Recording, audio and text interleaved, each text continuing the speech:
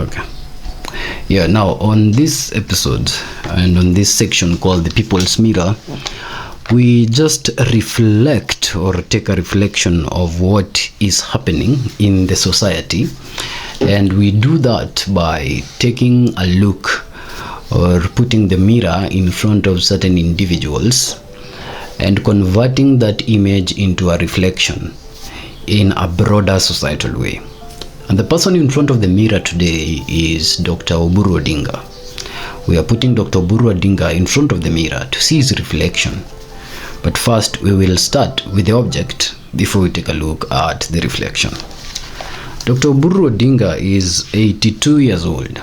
He says that between him and the late Raila Odinga was just a gap of 1 year, 3 months maximum, because he was born sometime on October, being 15th in 1943, and later on Raila was born in the January 5th of 1945.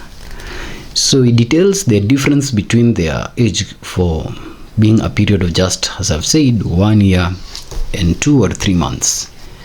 But if you look at their rise in the Kenyan political scene, Dr. Oburu Odinga had to wait for 82 years of his existence for his brother to exit the scene, for his light to blossom, and for him to even be noticed with the Kenyan people, not as the brother of Raila Odinga who was in the shadows, but as a fluid, honest, wise, and bold man of his own mindset. And so for most Kenyans, when Raila Odinga passed on, people thought that with the legacy of the Odinga family or even the ODM party, structure was coming back to a weak stem. Well, here at the mirror today, as we take a reflection of the image or the object that is, if we take a reflection of the object that is Oburu Odinga, we realize that perhaps even the shoes that Raila has left behind for him are so small, because the way he's positioning himself with his fluidity, honesty, and wisdom, it looks to us like he has aged like fine wine. And perhaps the shadow of his brother has for a long time taken away the focus of the Kenyan people on Oburu Odinga. So Oburu Odinga, that is the image, being the senator, or rather the object, pardon me, Oburu Odinga as the object, being the elder brother of Raila Amolo Odinga, the senator of Siaya County, a representative in the Yala, and currently the ODM party leader. Now let's look at the reflection or the image that Oburu Odinga has portrayed post-death. First, we will start with the statements of the diagnosis, the last call of Raila Odinga, and also the collapse. I feel like Oburu Odinga's image or reflection from the mirror is one image that has put a stop to all the predictions, the analysis, or whatever people had to say on when Raila died or when he didn't die. Previous to his bold utterances, which made some few hours ago, Kenyans did not know exactly when Raila died because it was being discussed, even with the politicians themselves saying they are not aware of when or where Raila died. Others had presumed that even by the time SK Macharia was going down to Nyanza and Kindiki, Raila was already dead. And to that extent, Oburu Odinga said that while that meeting was happening in Orengo's office, both SK Macharia, Orengo, and himself, Oburu Odinga, talked to Raila, putting a stop to the speculations of when Raila could have died. He went ahead to say that the hospital where Raila was recuperating from was not the same hospital where he was being treated at. And the reason why he was recuperating from this hospital, he details, is because of the connection that that hospital has to their family and the healings that they have gotten from that hospital before. In this part of his image, he is radiating honesty. He is radiating openness at a point of grief to the Kenyan people, and is radiating it without any concealment of emotions of grieving hindering him.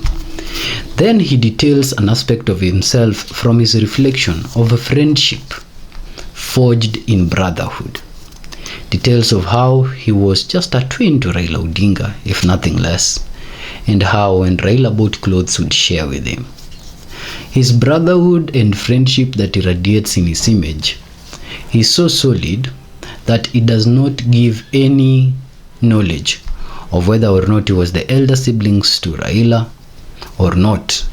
And so this is also another aspect of Oburu that is being radiated, that was not really radiated before, but he has existed with for 82 years. But all this aside, let's look at his reflection politically. In the political realm, the image we are seeing, or from the reflection we are reading, is one that will steer the party forward for quite some time. We start with his first invite to Babu Owino. When Oburu took over power, as members of the ODM party, others were busy dividing the nation, singling out their friends and people who are their enemies, barring other individuals from coming to Nyanza or from visiting the mausoleum of Raila Odinga. Other than Raila Odinga's son, Junior, Oburu has taken it to the step to not divide people or be seen making such sentiments, but to even bring the dissidents within ODM back together, to bring even the individuals that have been angered by certain members of the party back together. He does this very seamlessly by attending a particular media house that is affiliated to the local dialect of his people. And he says that even Babu Owino himself should not have worries that he will not be given the nomination ticket, because then when he wins, he will be given the nomination ticket. No one will take that away from him. So the spirit of democracy that his brother has been championing for his entire lifetime to his deathbed is what Oburu Odinga now lives by, word by word, within the party of his brother. And we hope to see Oburu Odinga delivering on above. Then he defends the voices that his brother defended. He's not going against legacy, actually. He's enriching legacy. And he says that Sifuna should not be silenced, because Sifuna speaks the voice of the party. You see, this is coming at a time when people had thought Sifuna as a political orphan in the absence of Raila Odinga. Sifuna being an individual that Raila Odinga defended so much, and now Odinga is not in the scene, and Sifuna has to balance within the party dynamics and the party's interest to unite with the government. And to put perhaps a stop to this stress, Oburu Odinga confirms what his late brother confirmed: enriching legacy and not in any way fighting the legacy of Raila Odinga. What does he say of the voices that are in administration and still in the ODM party?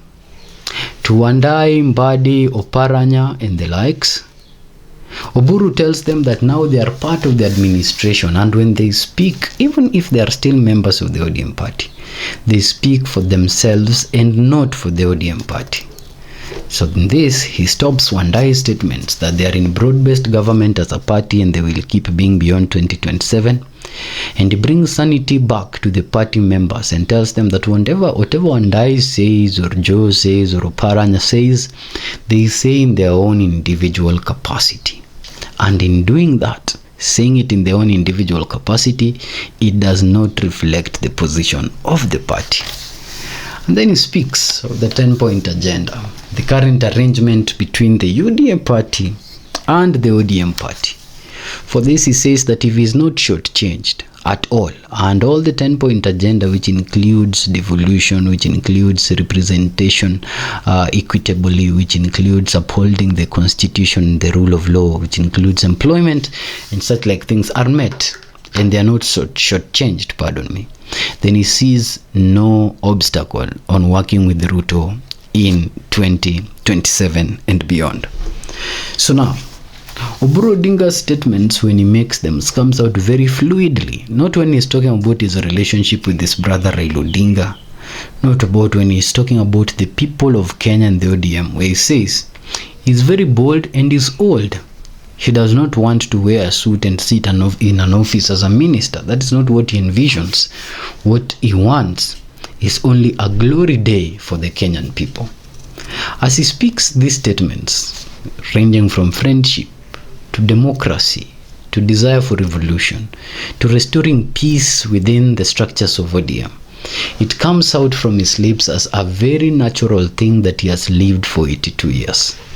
It only leaves me wondering that for how long does sometimes people have to wait for their stars to shine?